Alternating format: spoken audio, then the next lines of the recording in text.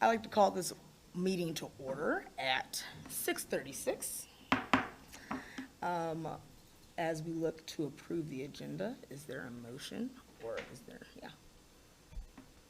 So moved. Okay, so we've got a motion to approve the agenda by Director, I'm spacing on names already, Schultz, thank you. And we have. Vice Chair Fuller, Yes. we were talking about moving an item from miscellaneous 6.2 point or 6.6.2 or 6, I'm sorry, to old business items. And 6.2, I believe it got moved. yeah. Oh, good. Okay. It is now 7.1.3, which is Butler Creek signature authorization. Is that right, Director Southerton? Yes. Yep, and Lori made the move this afternoon. Excellent. Thank you. Thanks for catching that. I'll second that if we need a second then. Also, Vice Chair Fuller, Yes. there is consider creation of a board reserve fund twice on the agenda. Director Southerton, I think that's your agenda item. And I think that should be in old business only and not in old business and new business. I'm not sure what's going on there. At least the last time I looked, it was the same document for both items. So it is a new business item to consider the creation of a athletics facility fund. Oh, okay. Oh, I'm sorry. Yep, got it. That's my fault. My bad. No There's worries. 3 special funds on the agenda tonight. I apologize for any confusion. Yeah, no, I missed that. You are fine. Thank you all for being so prompt in catching things today. So yes, again, we are motioning. We have a motion by Director Schultz, and then we also have a second motion by Director Harden.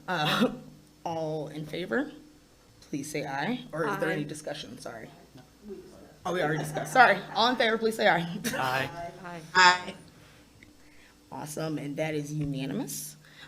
With that, we are moving on to intro to guests, and we have a CEA Appreciation Week, which basically we are making sure to appreciate our wonderful certified staff. And we have a statement as well, which I will be reading off. Actually, Vice Chair Fuller, we have a special surprise tonight. Ooh, what We is that have a surprise? video of students who will be reading this. Yes. So it'll be extra impactful. Okay, And perfect. so I think tech support over there, Brian, is going to be queuing that up for us. Appreciation Week, Semana de Apreciación al Maestro. Teachers serve in partnership with the parents of our communities, children, and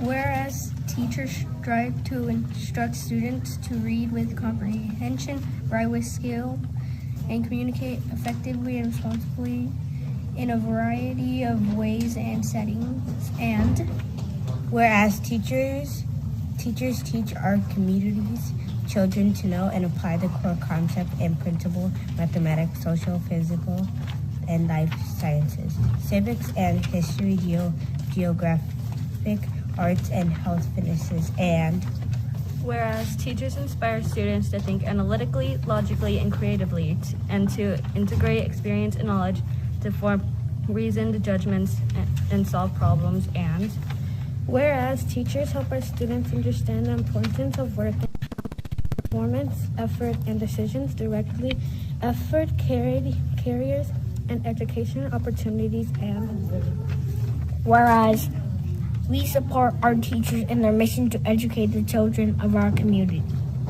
Now, therefore, be it resolved that the Centennial School District Governing Board designates the week of May 2nd to 6th, 2022 as Teacher Appreciation Week, and Be it further resolved that the Centennial School District calls the community to join with it the personal thanking of and recognizing certified staff for their dedication and devotion to their work.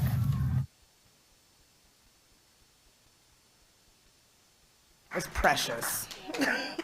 So Vice Chair Fuller, we have the folks that were in that. The children are Davy Espana, Penny Thompson Rowe, Adrian Bland, Andrea Duran, Daryl Jackson Jr., Keisha Waters, Jackson Klingon, Sinai Terry, and Hadley Barney.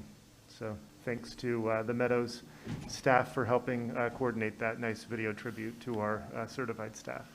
Thank you so much, Meadows, for doing that, especially my alma mater, and I'm so excited to see that. Awesome. Okay, on to approval of minutes. Has everyone been able to read the minutes, and do anybody have discussion before we go on to motion? Move to approve. Move to approve by Director Schultz. Sorry.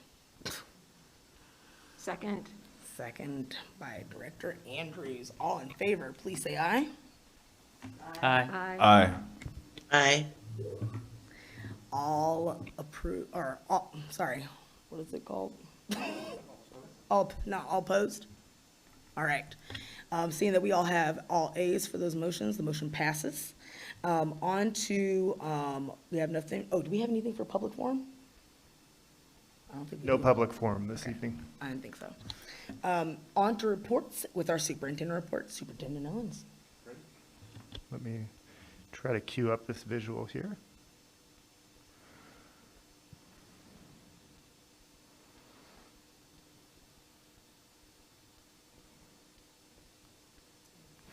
Yeah, if you can change the setting, that would be great. Thanks. Thank you.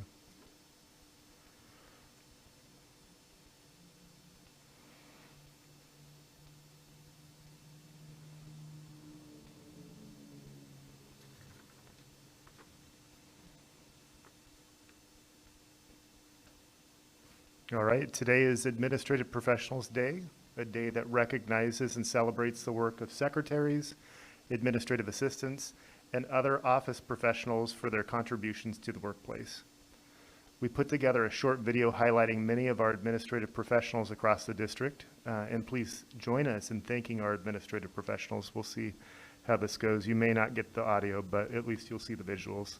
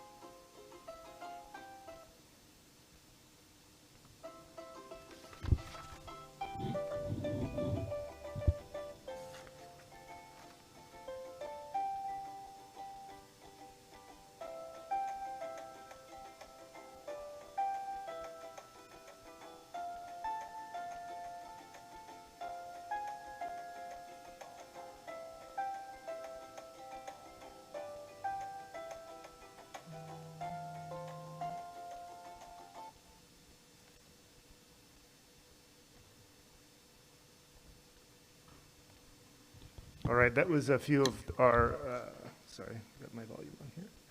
That was a few of our administrative professionals from around the district. So next up, we have Teacher Appreciation Week. As was mentioned at the beginning of the meeting, next week is Teacher Appreciation Week. Now more than ever, it's incredible to see our centennial educators continue to rise up to meet the challenges we faced as we educate our students during the pandemic. While I believe expressing appreciation should be a constant practice, celebrating our teachers during a designated week offers the opportunity to take a moment to say thank you and show our gratitude for all that they do. In recognition of our teachers, we will be having a teacher appreciation breakfast this next Wednesday, May 4th, at the Centennial Middle School cafeteria from 7 a.m. to 9 a.m. Board members are welcome to attend, and you should have received already a calendar invite. As is traditional, we have our administrators who will be serving up the food for our licensed staff, and so that's usually a good time, and we're able to get folks from across the district together, which is not something that we always have the ability to do. This is just a brief update as far as our staffing. As you know, with the changes that we have with converting Oliver from an elementary school into a middle school, our staffing is a little bit more involved this year than it normally is. And so this past week, led by Dr. Katsuda, Centennial principals worked to facilitate position transfers for district licensed staff. This is an annual process, which this year included finding placements for all of our elementary licensed staff. Notifications for impacted staff are in the process of being provided this week. This is an important phase of moving forward with the transition of 6th grade to the middle school level and the opening of Oliver Middle School this fall. A brief summer school update here, and Director Callahan, if there's anything I miss or you want to add here, feel free to come up to the microphone, but I'll just do a brief plug. This summer, we will be again providing a robust summer school offering with the with the support of the Oregon Department of Education summer school funding combined with the district's ESSER funds. Participating grades kinder through 9th grade students will experience well-rounded, hands-on integrated learning. We're also providing credit recovery for qualifying high school students and continuing credit opportunities for Centennial Virtual Academy high school students. More information about the summer school offerings will be shared with families here very shortly.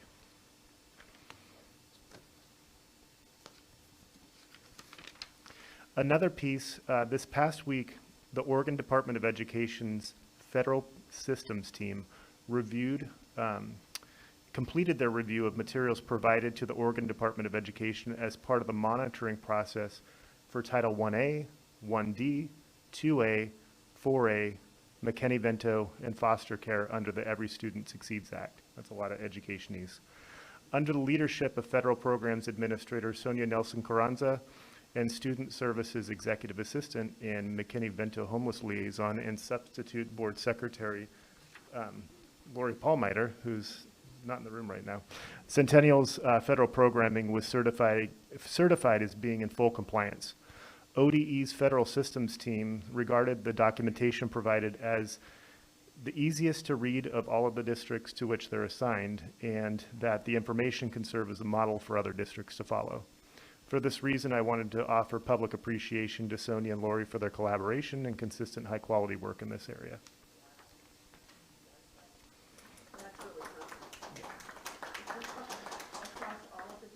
Well, at least that team monitors, so it wouldn't be necessary. Yeah, so that's correct. Yep. Finally, I would be remiss not to recognize that this past week in particular has been challenging and resonates with some of the tough staffing days that we've had in January and early February. The confluence of normal spring absenteeism, a very limited subpool, and an uptick in COVID-19 are main contributing factors. We've asked principals and supervisors to rebroadcast messaging about the importance of maintaining layered health and safety measures, such as symptom screening, hand washing, distancing, cleaning and disinfecting, and to encourage staff to increase vigilance in light of the regional and district level increases in illness. I will show you just a couple of graphs here that we monitor regularly, and I'll also invite Director Wright to share anything that she would like to add. But you'll see here, each bar represents a different week, and the most recent bar you can see is April 24th. And so this is a graph for staff, and you can see that there were 5 positive staff cases this last week that were reported, and then you can see how that stacks up against previous months going all the way back to the end of February. So you can see that that's picking up a little bit. Then you can also see student cases as well, and you can see it's picking up a bit, and then that compares it back to mid-February. So we're not quite where we were in mid-February, but you can see the trend is trending up a little bit. So we wanted to just create a little bit of awareness around that. And I welcome any questions you have about these topics, and that concludes my superintendent's report. Questions? Yes. Yes, Director Andrews. Are we still in the green zone for Multnomah County? We're not in orange yet, even though I've heard that cases are ticking up for sure. Yeah, good question. And so we are still in the green zone using the CDC levels format. Those are updated every Thursday afternoon. And so I have it on my calendar each Thursday afternoon or Friday morning to check to see if the level has changed. An important consideration of that is that one of the primary indicators is not test positivity as it was previously because of the number of at-home tests, those that aren't reported to public health and so on. And so what is used is more of a lagging indicator in terms of hospitalizations. So we know that if we're using hospitalizations as an indicator, that can lag by a couple of weeks based on the fact that it takes a couple of weeks from cases ticking up to hospitalizations. So the advice that we were given from the Department of Education was to be vigilant as far as checking that dashboard as soon as it's updated and being able to shift to a higher level as warranted. At this point, it's still green, but we'll check tomorrow to see if it's ticked up to yellow.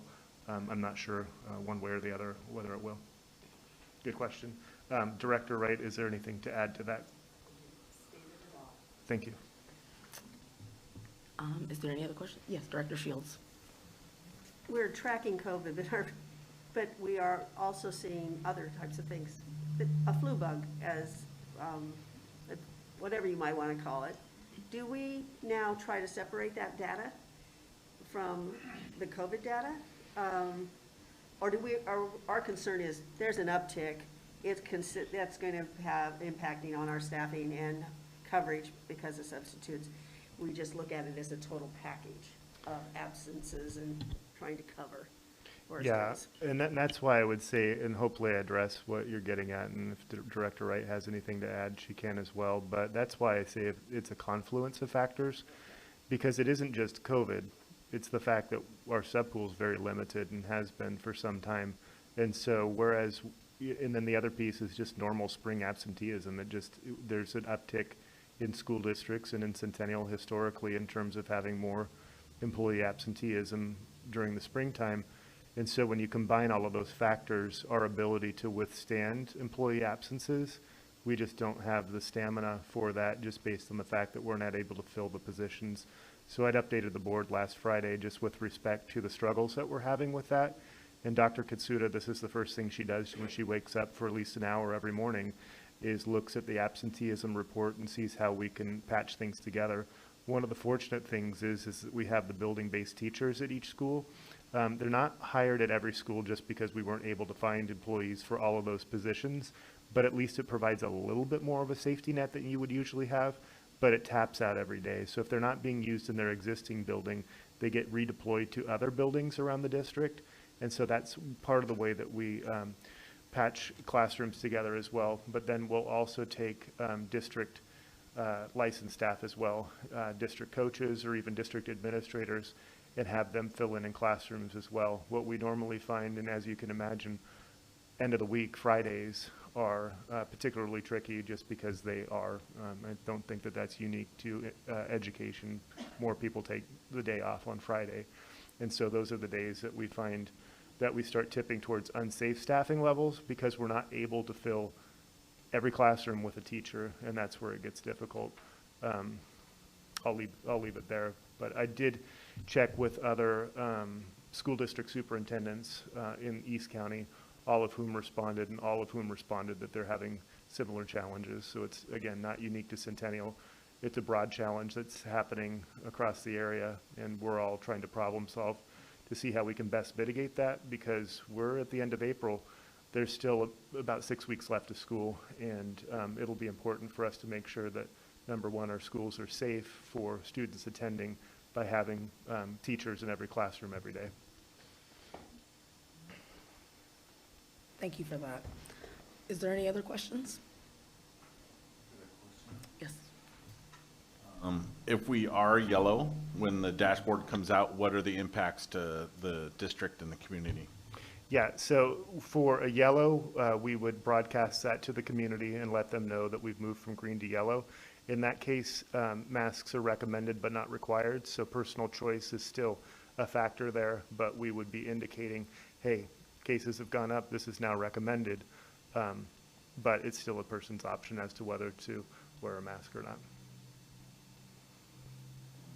One more question. Volunteers on are we allowing volunteers into the buildings? And, this is kind of something that we bantered about, but Yep. allowing volunteers into the schools so that we have hall monitors and people on the playgrounds and, to help try to alleviate some of the staffing challenges? Yeah, that can certainly be one option. I mean, it obviously won't help with regard to being in a classroom with students because you need somebody who's certified to be able to do that. Absolutely. But there's other positions where we could use support, such as on the playground or in the lunchroom or other places like that. We reinstated volunteers in the schools after spring break, and Dr. Katsuda took the lead in terms of establishing the process for that because it involves a criminal background check that we've always required. Plus, we have also layered on an additional state-required vaccine check as well. So that's another element of the process. But provided, and it takes a bit for that paperwork to get processed and come back. So, if you're thinking it's a Thursday and I want to help out on Friday, you have to kind of have that paperwork in so that you're cleared to be able to help in the school. Exactly. All right. Yeah. Thank you. But yeah, that's good. And the other thing that I'll add is that we're continuing to problem solve this kind of real time. We met, when I say our cabinet met with the principal of Powell Butte Centennial Middle School and Centennial High School last Friday to try to troubleshoot some of this because they are generally the most impacted schools, just with regard to the number of staff that they have and the number of historical absences that they've been having. And so we've generated just kind of an internal list of different strategies that we can try to employ on top of what we're already doing. And we'll revisit those tomorrow with our superintendent's cabinet just to see if there's more that we can do. Because, it's needed in the schools. And like I said, things are ticking up. So we want to be able to provide the coverage that's needed. Thank you for all the effort. Yeah, thank you. Any other questions? Can you hear me? Sorry. Laurie's back in the room. Oh, Oh, we're supposed to sorry. clap for Lori.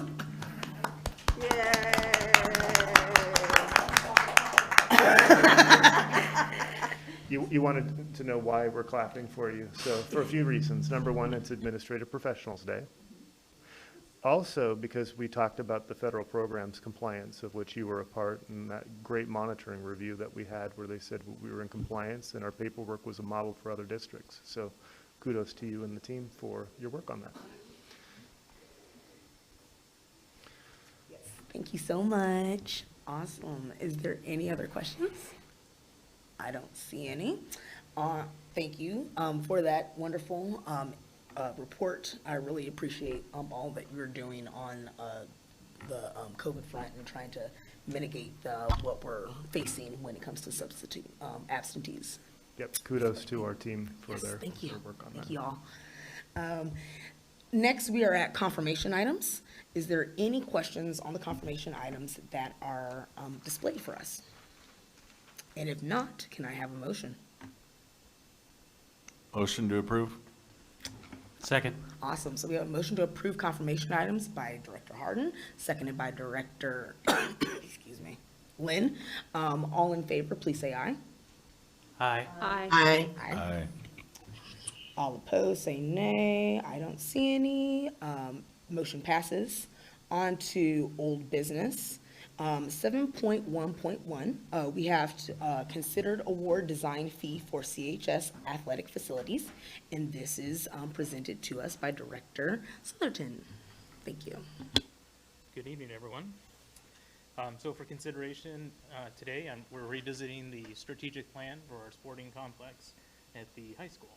So we have received the fee proposal from our awardee for the civil design and engineering, Robertson Engineering. The recommendation is for the strategic phase 1 plan to be $29,000. The board, should the board wish to pursue elements of the master plan, such as installation of an all-weather field, track resurfacing, or stadium improvements, we would then come back to you for consideration for that plan. So for today, we're considering the phase 1 design work. We also need the board to provide direction on funding, so for the $29,000 design fee. Possible options include bond contingency funds, board reserve funds, general funds, or a prorated share from each of these accounts. The administration does recommend the board approves the award of the civil engineering phase 1 work for $29,000 and provide direction on the funding source.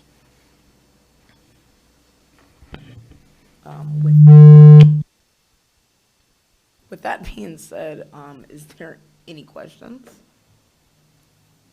on this matter? Yes, Director Shields.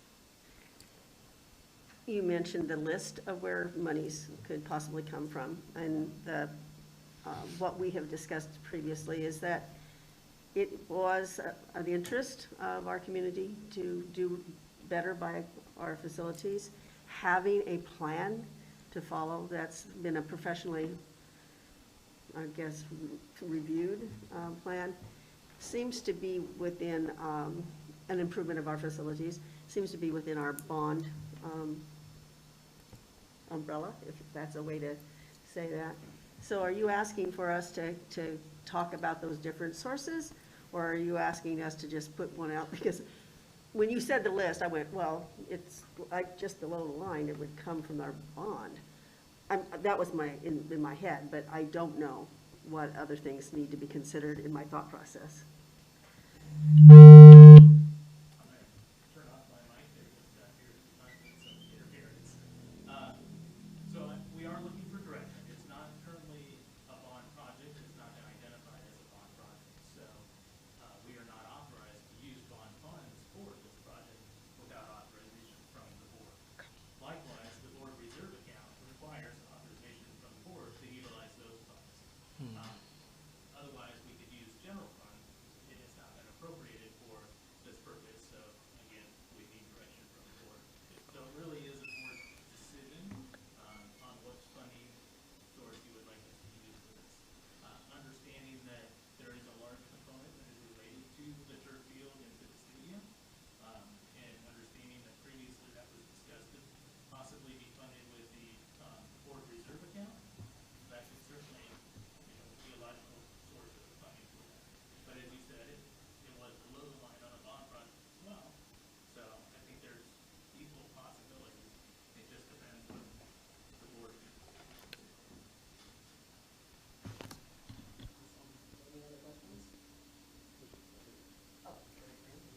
Sorry, I don't have a question. I have a comment. The BOC folks the Bond Oversight Committee folks were very adamant that we should not be using bond proceeds to pay for the field. Although this is a comprehensive design, I think maybe one of the most likely things that comes out of it is the repair and placement of the turf field. So I'm just a little bit concerned that folks who have been involved with the Bond Oversight Committee, and if we decide to go forward just with this aspect of it, from bond contingency, I'm thinking it's a little bit disingenuous. I would prefer that we, especially for this small amount, use the board reserve fund for this. Director Harden. I'm with you. I think we should not use bond contingency funds. No perception that we're using the funds other than their intended purposes for this bond. This fell below the line. The community outreach did not have this as a priority. There's enough other projects that the bond money needs to be used for. I don't think that we should use bond money for this project. I would support the board reserve funds because in my mind, that's what I'm considering using that money, or at least initially helping out with. That's my thought. I mean, general fund, like you said, it's not in the line item. It wasn't planned for with the budget in mind. So being that it's not bond funds, it's not general fund, that leaves us with our savings account. And that's what I would vote for. Awesome, thank you. Director Lynn. Yeah, I can appreciate trying to listen to the Bond Oversight Committee, and especially if we could get some questions from them, or if just more feedback, particularly on this, but when I'm looking at the three funds, of course, not general funds, but bond contingency funds is a limited amount of money that we can use for a limited amount of reason, whereas the reserve fund is a little more open-ended. And so it seems like we should use up these bond contingencies funds first and kind of run that account down on appropriate projects, and then go to the board reserve after that's used up. So I'm leaning more towards the bond contingency funds. But this isn't a very large amount, so I don't feel very strongly about it. Director Shields. I know that Director Andrews has been serving on BOC as in forever, and so you have a great deal of insight. But it does beg the question, as you were saying, and again, these are this first kind of response. You know, we're hearing it now. We know it's 29,000. It's not a large amount of money, so probably wherever we come up with will be fine. But if the BOC has specific things in mind, because it looks like the bond has been judiciously applied to the projects that were identified above the line. And we may very well have monies available for other things, right? And so that decision-making process, is that, do we agree that that lies just with the BOC? Or is the BOC making recommendations for things that are, below the line? And I'll just keep using below the line because of not really knowing how else to identify it. And are they going to make recommendations to us so that we then can take those below the line items and organize it by, no, we think we want more, well, we talked about more security and more security lighting, and maybe that's more important than using the funds for the expanded athletic facility.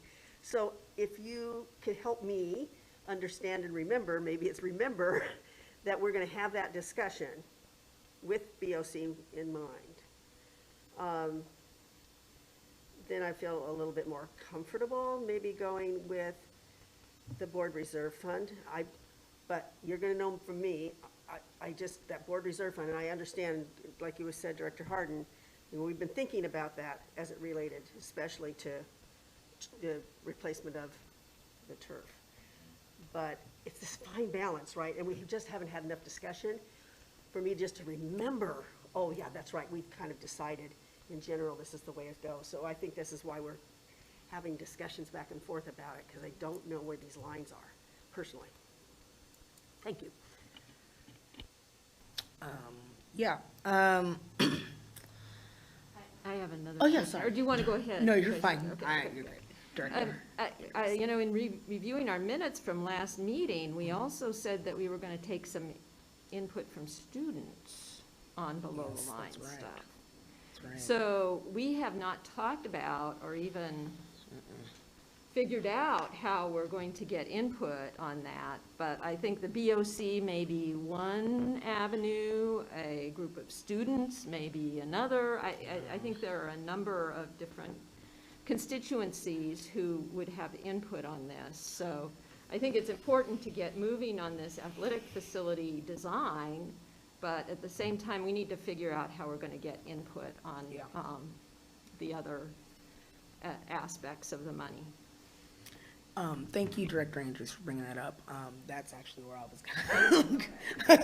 was gonna go next. I would love to have more feedback from both those, especially the students, because like I said, they have been left out of a lot of discussions, and so we want to make sure that they feel like they have a stake when it comes to these types of decisions, especially since they're going to be using the facilities and different things like that. So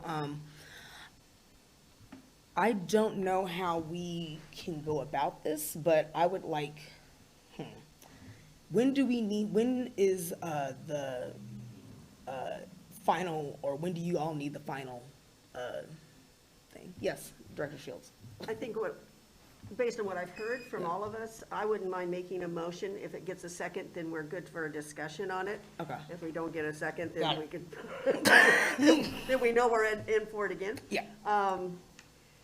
So reading from the board note, I believe I'm on.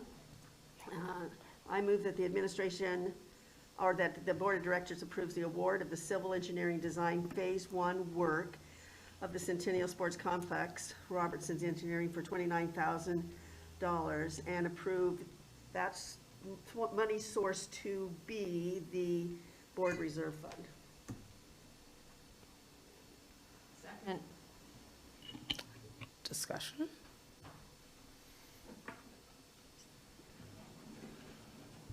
Discussion. My only thought is, I think it should come from the Board Reserve Fund, Bond Contingency Fund, and involvement with students and staff and everybody. I think once we get the design, then we can review that with them. We give them something that we can go to them with and like, what do you think of this template? This is kind of what we're thinking, but for this specific, like to get the ball rolling a little bit, you know, and it's not a huge financial impact, this decision. I think just to move forward with it, we go with the Bond Reserve Fund. Bond or the Board Reserve? Board Reserve Fund, excuse me, Board Reserve Fund. Awesome. Is there, I actually really like that idea, especially since, I know for like when you're working with like, when it comes to business, you have to always have a proposal to show folks to be like, okay, so let's try and come around and see if this is gonna work, for folks, and it's just a proposal. So, I mean, because it's such a small, it's not that much, I don't have a problem with it coming from the Board Reserve Fund. How much, do we know, can we get a count on how much we have in that reserve fund by chance? Huh? We've got millions. Okay, so, I don't have a problem with it coming from the Board Reserve Fund then. To answer your question, Chair, it's approximately 5.65 million.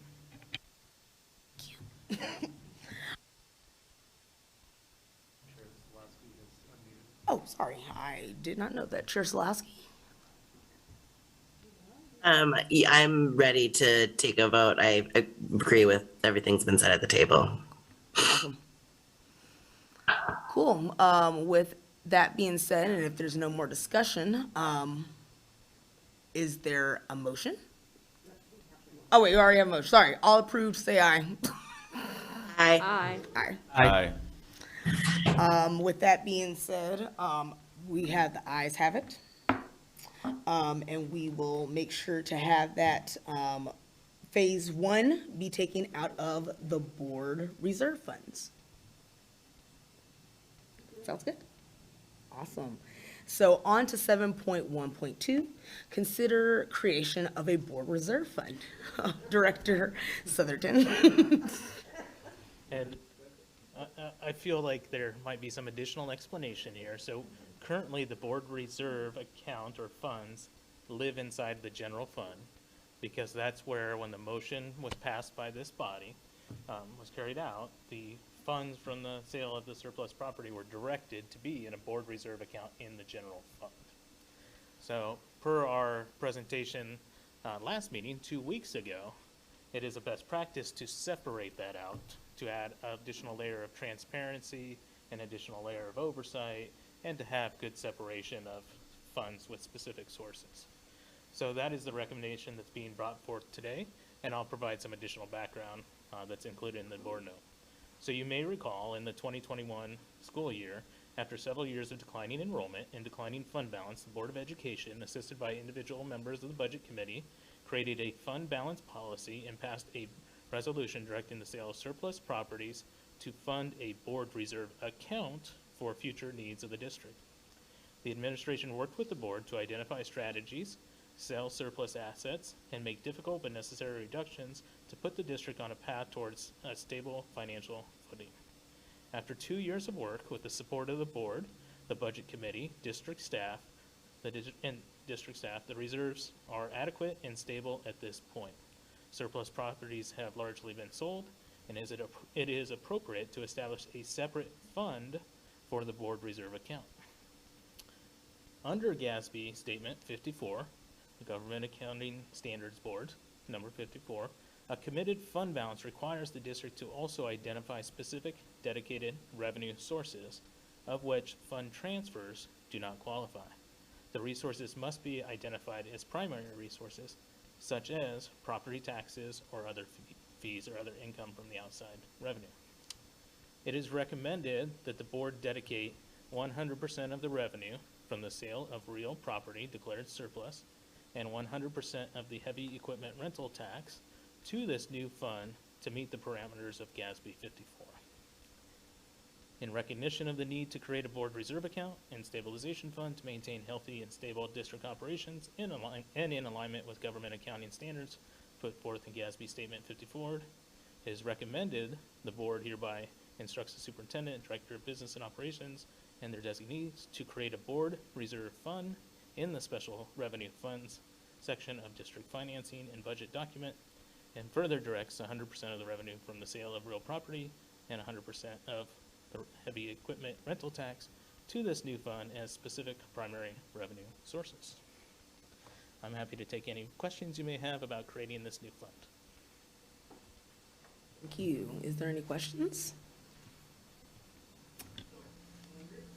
Is the heavy equipment rental tax, is that something that we receive every year? Great question. It is. It's a new tax that was brought on by voters and by the county for heavy equipment that is rented in a district where it serves. So there's a minor tax on it. It's not a large revenue stream, but we have to dedicate an outside revenue stream to create a fund. And so it will meet So that how much purposes. is it? I mean, how much is, it's not a large amount, but how much is it every year? Correct. Last year, which the first year was implemented, the district received approximately $2,500.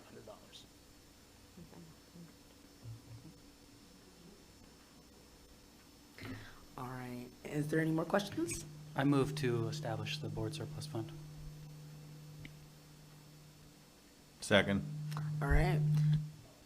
Okay, so there's a motion on the floor by Director Lynn, seconded by Director Harden. All in favor?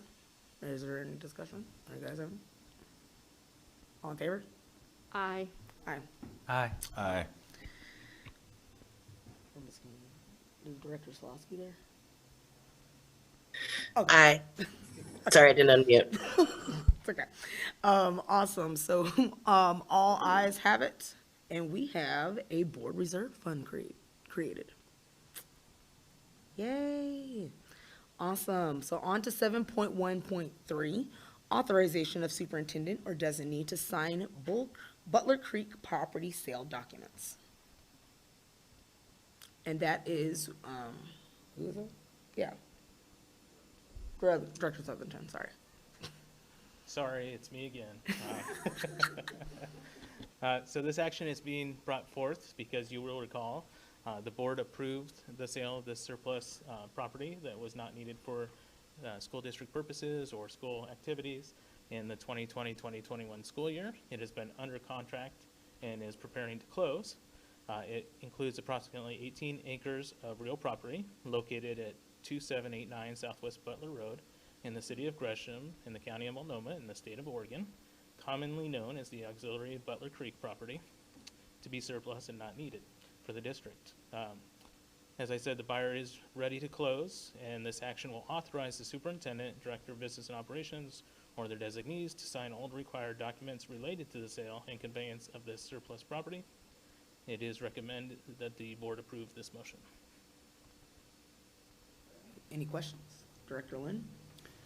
Yeah, I got a bunch of questions. This is just to finalize the sale? Correct. How come we're not seeing any information about the seller, how and when it was bid, what the offer is, what we paid for it, any of that information? That all took place at a previous meeting that the board already approved us to accept the offer and have the property under contract. I'm happy to share that information with you. It's Leaper Development is the buyer, and the offer that was accepted was $3.78 million. And I'm sorry, which meeting was this? I can't speak from memory, but I can find the document for you. I believe it was in May 5th, if I'm I was looking at previous documents for this resolution, so it was the first meeting in May of 2021, is my recollection. Maybe May 12th.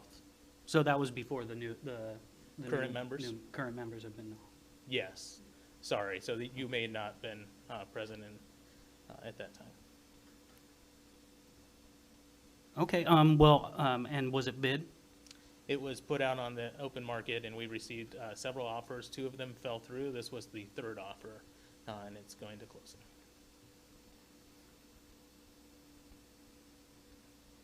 Okay. And this is to a land developer? Correct. Okay.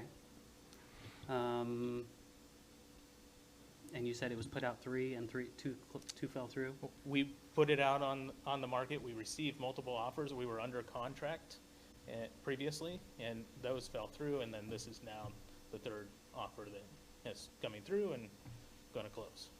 Okay.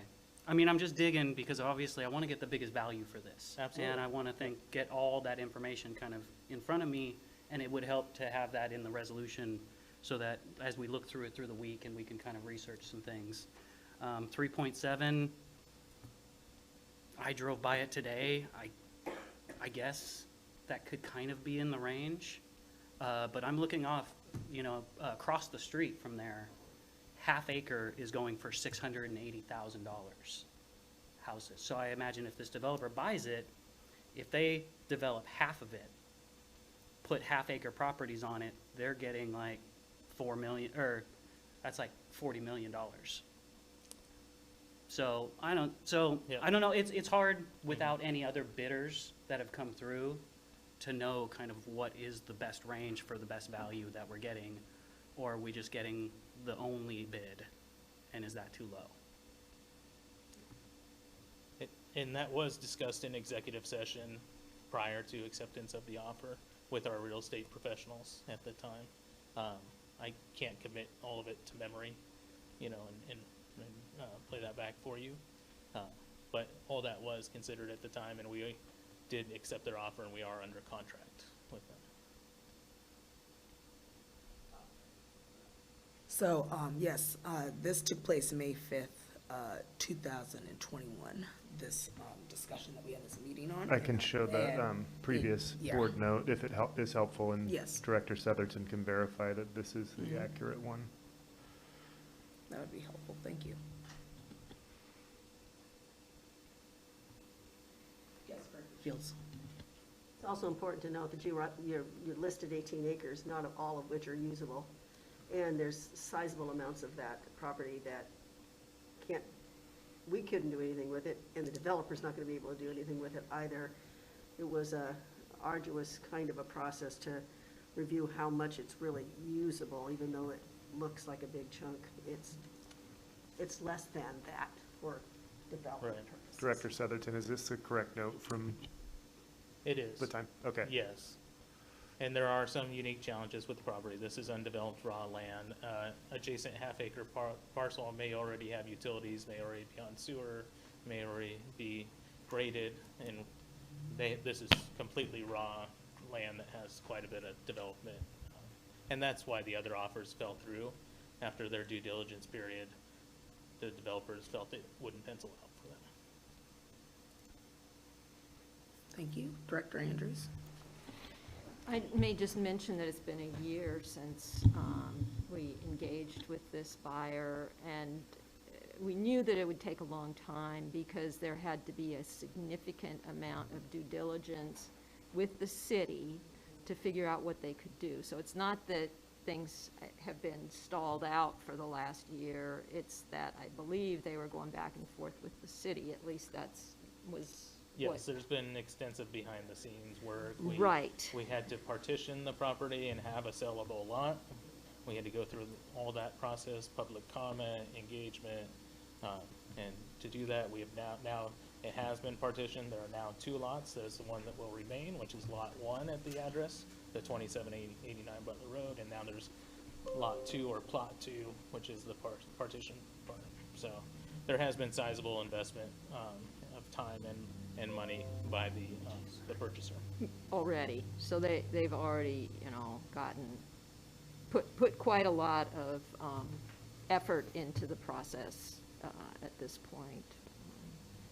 And so we understood that was, sort of their their way of making a commitment, and we likewise committed to go forward with them, although not explicitly. I mean, it was just sort of, we did the parceling and some of that other stuff based on city requirements. Correct. We do have a purchase and sale agreement, because that's what that resolution authorized, for us to sign an agreement contractually agreeing to sell the okay. property for that All right. amount.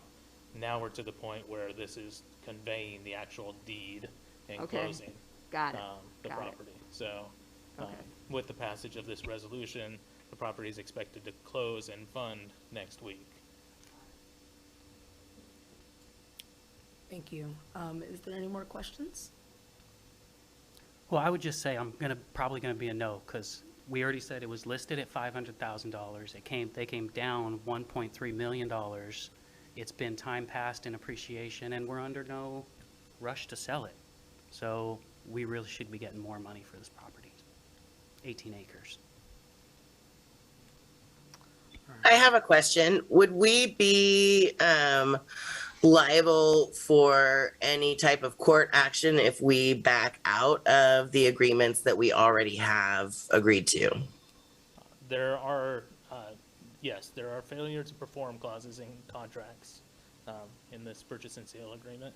And we are already in receipt of $230,000 in earnest money that has been made. So there would be cost to the district. Yeah. Given that, I would move that we move to authorize y'all to do what you need to do with this, sell this property. With that being said, is there a motion for this? Oh, that was the motion, sorry, excuse me. Second, thank you. So a motion by Director Slawski, seconded by Director Shields. All in favor, please say aye. Aye. Aye. Aye. Aye. All opposed, please say. Nay? Abstentions? All right, so the ayes have it. That is 5 ayes and 1 no. All right. On to 7.1.4, consider dissolution of the CAL Fund, or CAL Fund. Director Sutherton. Great, thank you, Vice Chair Fuller. You may recall that the Cal Special Fund was created by the board for the funding of Centennial's portion of the startup costs for the creation of the Center for Advanced Learning, also known as CAL. Centennial has completed paying our portion of all the startup costs, and ongoing operation expenses are funded by appropriations in the Measure 98 High School Success Grant, as well as the general fund. The CAL Fund is no longer needed as a special fund and has a zero balance. It is recommended that the Board of Directors approves the dissolution of the CAL Fund. Awesome. Do we have discussion? Not seeing any. Is there a motion? Move to approve. Awesome. Is there a second motion? Second?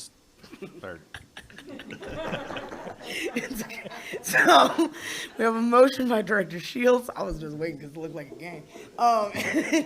Seconded by, I forgot who did it. Was it you? I did. Director Lynn. All in favor, please say aye. Aye. Aye. Awesome. With that, all the ayes have it. With that, we are making it to new business. We're just flying. All right, so 7.2.1, consider creation of the Athletics Facilities Fund. Director Sutherton. Great, thank you, Vice Chair Fuller.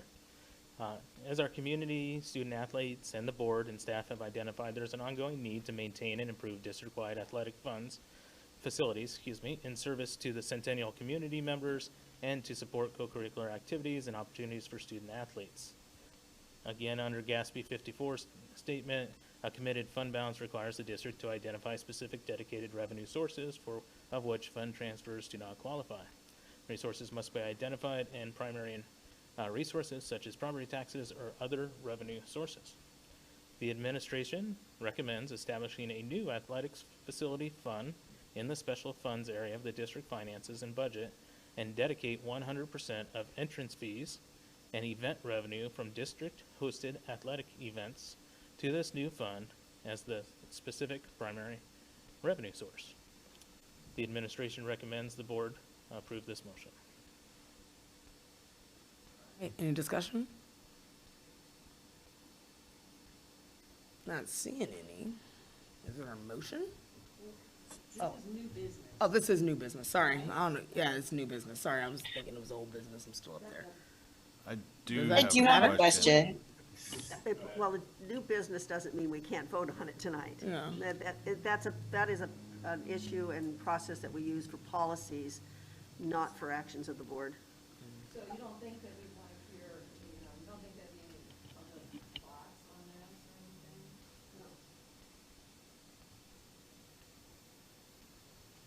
I have a question. Yes, Director Slosky.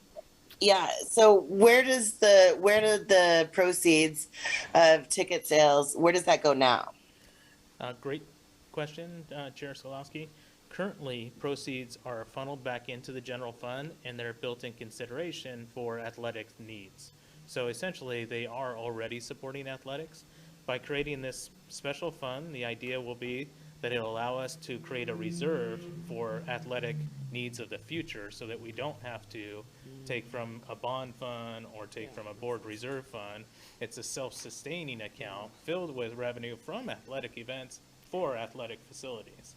And it's one of the things with my engagement with coaches that they asked for so that they could have a recurring kind of source of revenue funds. And it's something this body's discussed about. If we do have an all-weather field, the lifespan is about 10 years, and the replacement cost is sizable. So we need to have a plan in place so we can stay in it, so we're not taking from other programs in 10 years to do this. So that's the thinking behind that, and I know we've talked anecdotally about it. So I've kind of taken all that feedback and then brought this motion forward for your consideration. Perfect. Is there any continued discussion? Yes, Director Shields. I just want to second what Director Southerton said. We've been discussing athletic facilities for a very long time, since 2016, for kindness sakes, and probably earlier than that. And this just establishes the fund, right, how it's funded. But it's a huge concern. We've watched what's happened to our neighboring districts, orange districts around the state, who put in all-weather fields and then do not set aside money for improvements to it at that 8 and 10-year mark, and then are looking at a sizable bill to correct that. What we're doing by taking action on this tonight is saying, no, we're aware of those things. We're going to set up a fund, and then we'll have to have the discussion about how, other than what you've already proposed, how we will continue to put money aside for the inevitable upkeep, whatever that word is, of especially the all-weather turf, and maybe other things that will be coming out of this whole athletic facility project that we're embarking upon. So I fully support getting this done, so that we can also educate our budget committee as well as to the need of this and what we may be doing in the future what we will do in the future to fund it for those kinds of needs. Thank you. Thank you for laying it out like that, Director Shields. I really like how we are trying to really set up for if it's going to rain, basically, in the future for athletics, which we live in Oregon, so that rains all the time. So, but yes, is there any other discussion? Yes, Director Harden. Yeah, I like the transparency of this. My question is who has access to these funds and how do they go about accessing it? Great question, Director Harden. This would be like any other fund in the budget. So it would go through the budget committee process. We would appropriate expenses for a year based on the engagement that we have with our athletic stakeholders, our student athletes, our coaches, administrators at the middle and high school level where we have Centennial Sports. Identify needs as part of that engagement before we begin the budget process, and then socialize that and share that with the budget committee, receive their feedback and their ideas as we have currently with the budget, and then appropriate it in the actual budget document. And then the board would ultimately be the folks that would approve that budget, right, and approve the spending of those funds. And would the athletic directors be the people that could spend those funds how they see fit? Or would it be up to board approval for expenditures? Great question. It would be the specific programs that we identified during budgeting. So during budgeting, we would say, okay, we've engaged with stakeholders because we have ongoing regular engagement with coaches in the athletic community, right? They've told us we're in year 10 of our all-weather field replacement, we need to look at replacing that. Now we need to appropriate it. It would be a capital project in that case. So it would be my office working with the facilities director and the athletics director to manage that project and actually do the work. But it's not an account that people would just get to decide what to spend each year, if that makes sense. It has to go through all the normal, regular, transparent budget process that we do for every other fund. Okay. Thank you. You're welcome. Awesome. Is there any other discussion? Not seeing any. Is there a motion? I make a motion to approve. Thank you, Director Harden. And then we have Director Slawski. I think that's what. I'll second thank it, you. sure. Never mind. I didn't know. Never mind. So is there a second? I got it, I'll do it. Awesome. Yay. So second by Director Slawski. All in favor, please say aye. Aye. Aye. All right. All the ayes have it. And then this has been an interesting board meeting. So, we are now, yes, thank you, Director Southerton, for everything. So now we are at 7.2.2, board vacancy discussion. We are discussing that, now that, it's been past the time that we can, Director Curry has stepped down from his position as, I think it's at-large position 7? Okay, that's right, yeah. So we are having this discussion to talk about the process of looking for a new board member to join us in this vacancy. Just to let you all know, the reason why we are not going through the election process with the Multnomah County and everything like that is because it's past that date for us to have folks sign up. So we have to go through an appointment process. And so I will, we can start that discussion now. And on the board agenda, it says Chair Solowski, but it really is Chair Solowski and myself. So I can give you a little bit of information as far as kind of what we've drafted here, but it'll really be ultimately up to the board as far as how you want to proceed with this. So we internally drafted a timeline that has the board discussing this today and then moving forward with posting the position as vacant on Friday and then leaving that up for the required 20 days and that would put us at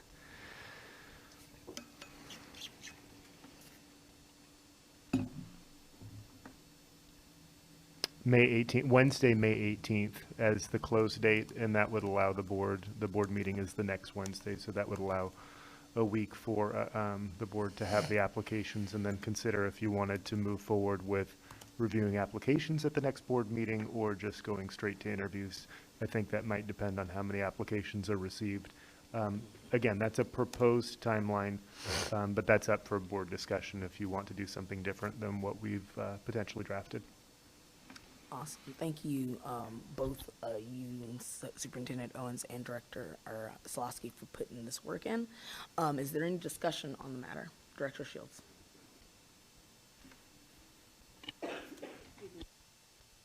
Just a clarifying question, because we missed the date, right, as you described. This appointment would be for how long? Be to fulfill the remainder of the term, and that would be to 2025.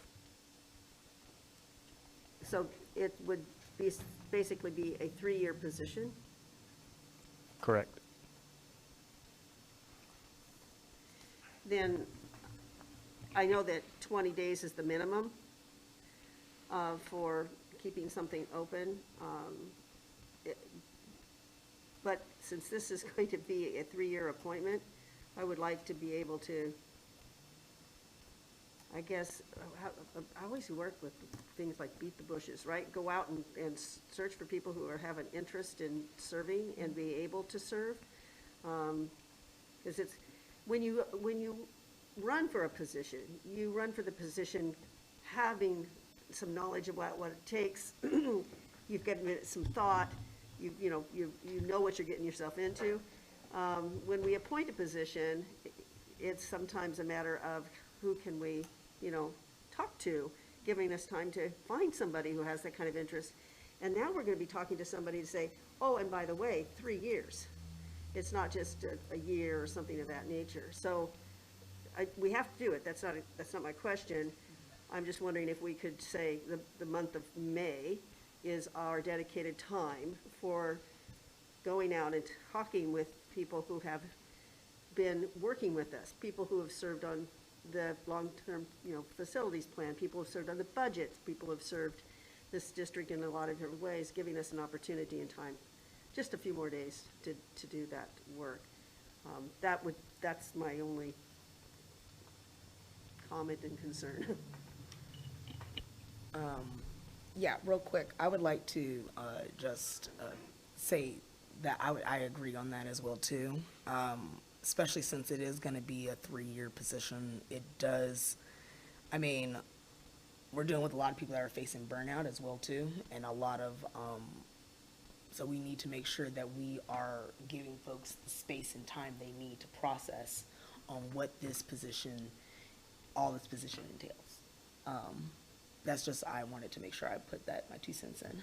Yes, Director Lynn. Yeah, I think I agree on, May 25th seems just a tad too early. And I think June 8th is the better date. We don't seem to have much more on this calendar so far on that, but I think June 8th would be a good day to receive both the interviews and to potentially take a vote. Director Andrews? I thought there was some restriction on how long people could serve in appointed positions. I didn't think we could appoint somebody for 3 years. Or am I way off my nut? And so getting the 3-year answer was a surprise to me. Yeah. Let me double check this with Pam Jordan when she's back next week. She'll be back next Tuesday. And I'm thinking just based on that if the direction of the board, unless there's more conversation here, is to have the position up for the month of May, Pam will be back on the 3rd. That potentially puts us at posting the position around the 4th or when they're able to do so. And then you would have from there 7. You'd still have 25 days roughly of the position posted, unless you wanted to keep it open a little bit longer. But if you wanted to close on the 1st of June or something like that. Let me verify that as my simple answer. Awesome. If there's no more discussion, and since Superintendent Owens is going to verify the question, do we want to go ahead and table this discussion until next meeting in May? Or what do we want to do? Well, what I can do is I can provide an update to the board or have Executive Assistant Jordan do that as soon as we have the verification there. But what I'm... Do we want to go forward with? Yeah, what I'm Okay. hearing is, I don't know that necessarily has bearing on the length of that position being open, but there just needs to be verification of Yeah, how it's long got to be that in the term is. posting. Okay, Yep. yeah, that's right. Okay, that's right. Okay, yeah. All right, I move that we close it June 1st and interview June 8th. Second. Awesome. So we have a motion on the floor to go ahead and post the board vacancy for the month of May and close it June 1st and look at it June 8th. We have a seconded by Director Lynn. All in favor, please say aye. Aye. Aye. Aye. Aye. All opposed, please say nay. All abstentions, not seeing any. A motion approved. With that being said, my computer just closed on me. We are on to future agenda items. Do we have any? Wow, Vice Chair Fuller, nice job getting us through this agenda tonight. So I'll offer a few that we have just pre-scheduled and then open it up for other board members for other items they may have. So we have the language arts adoption and English learner adoption is coming up. That was originally intended actually to come tonight, but the committee needed a little bit more time for vetting. And since these are 7-year adoptions, I think it's time well spent to make sure it's done right rather than quickly. School calendars, similar. And so we'll hopefully expect to see those at the first meeting in May. We'll also be bringing, I believe, the second meeting in May, proposal for Centennial Virtual Academy and extending that program. We're still in the middle of doing a program analysis, and so it'll be important for us to have all of the details completed, so what we're bringing to the board incorporates all of the elements of how we intend to roll that program forward, should the board approve us to do so. And then finally, and Director Shields may want to speak to this as well, we had, and when I say we, Director Shields, myself, and Chief Swenson met with McKay Larrabee from Flow Analytics. You may remember that name or organization. They did our boundary review process for the school attendance boundaries. In this case, we had a conversation because they also provide services relative to looking at board zones and which directors represent which zones. So this would not impact students or where they attend school. This would impact the 3 zoned positions of the 7 board positions and which areas of the district those folks represent and which areas of the district candidates can be drawn from for positions from that zone. So we talked with her, and I'll just speak to this briefly. We talked with her about what they can provide, and basically they can provide analysis of some recommendations based on the 2020 census and the boundary review process we just went through for board consideration, a relatively simple process of bringing forward a springboard template of what that might look like, having the board weigh in to say, this looks right, or we might want to change these neighborhoods, and then proceeding if the board likes what was drawn up. So I'll let Director Shields speak to that as well. We've been looking at this, and it sort of started out with just a conversation about Zone 1, Position 1, Zone 2, Position 2, Zone 3 being not Position 5 or whatever the number is. It's not, you know, it doesn't correlate. Yeah. So that was the start of the conversation, and this was way back, gosh, 5 years or more ago. Yeah. And it was recommended by Multnomah County that we do it when we had the census data to help us have, when you look at your total population, even the numbers that you can get in each of the zones. So Multnomah County said, can you wait until the 2020 census comes out? Now we've also been doing boundary review, so we've got Flow Analytics who has all the numbers and all of the information right now, which is really helpful, because one of the things that was said today by McKay was that, oh yeah, we could pretty easily pull that together because they've done so much work with this with the boundary review for attendance areas. This is not attendance, it's just total population and making sure the zones. Remember, everybody in this district votes for every position. It's not like we vote person by zone. But there was another piece that I thought was really important to be reminded of, and that is having zoned districts allows us to make sure that we have people living within a particular area of our district to help us understand what that area of our district looks like, how it operates, what the community groups are.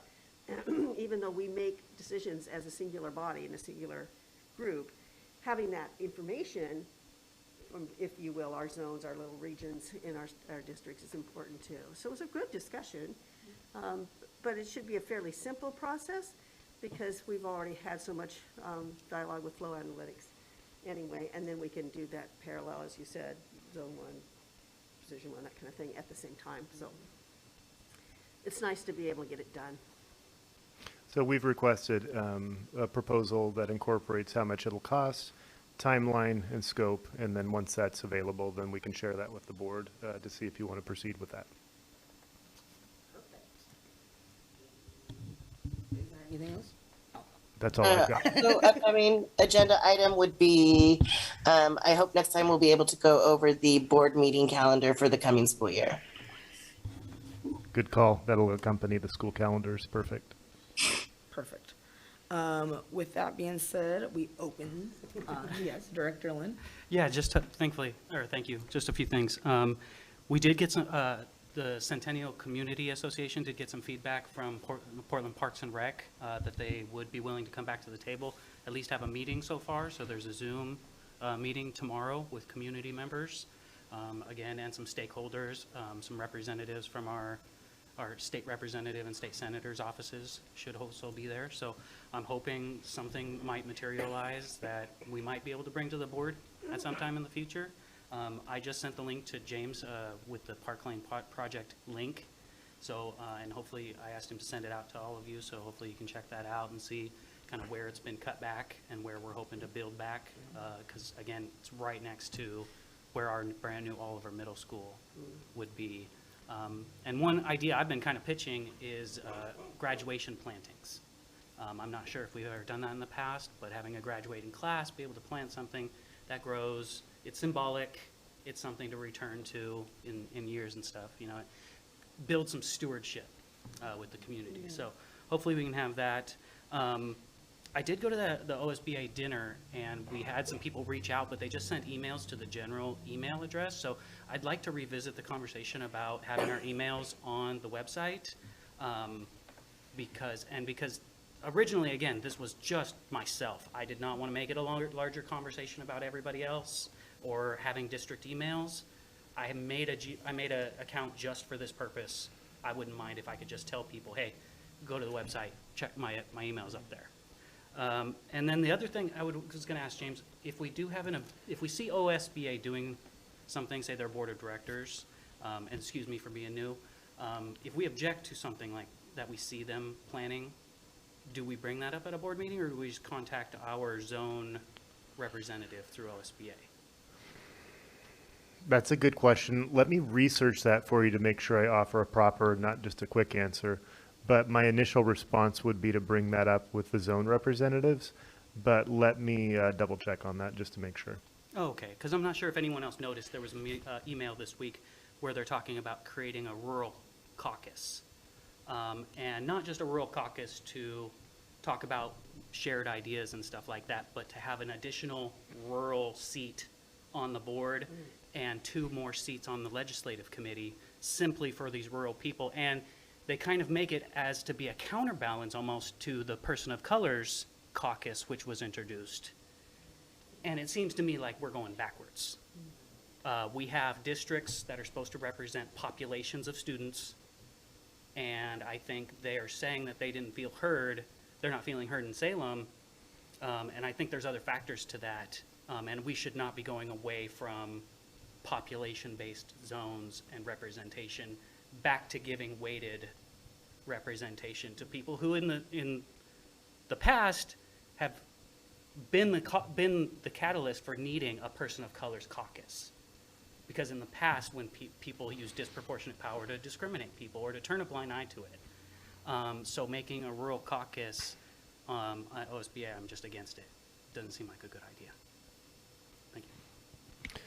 To the comment as far as the board email account, thanks for bringing that back forward. I'm looking at our next week calendar, and we have board training with Vince on Tuesday, May 3rd, and we had asked for him to speak to the merits of that. And then our plan was, after that discussion, to then introduce this back on the next board meeting agenda. So I flagged that for the next board meeting.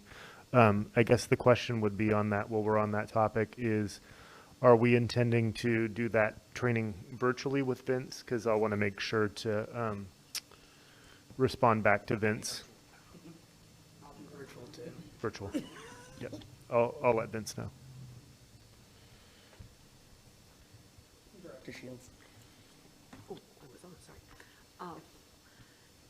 OSBA policies, we've got a backlog. So we just need to keep that, you know, keep it going.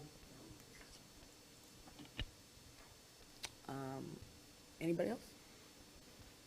Not seeing anything. Is there a motion to adjourn?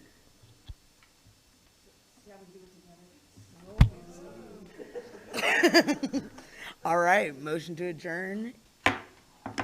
Adjournment at 7:55 on the dot.